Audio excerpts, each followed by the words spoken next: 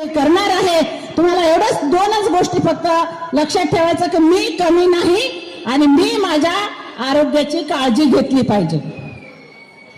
सगळ्यात महत्त्वाचं, आम्ही आमच्या आरोग्याची काळजी घेत नाहीत, आम्ही स्वतःला दुय्यम स्थान देतो। पितृसत्तेक व्यवस्थेने आम्हाला दुय्यम स्थान दिलं, पण मी एकच म्हणेल की तुम्ही दुय्यम स्थान देऊ नका, मुलगा मुलगी डिस्क्रिमिनेशन करू नका, भेदभाव करू नका।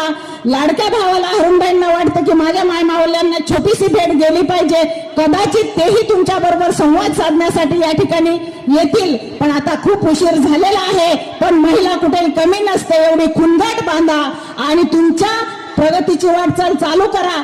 एवढेच मी नवीन वर्षानिमित्त आणि मकर संक्रांती निमित्त तुम्हाला आव्हान करेन। परत एकदा या नवीन वर्षाच्या आणि मकर संक्रांतीच्या माझ्या परिवाराकडून आणि केजची नगराध्यक्ष म्हणून नगराध्यक्षाकडून तुम्हाला तुमच्या परिवाराला हार्दिक हार्दिक शुभेच्छा देते।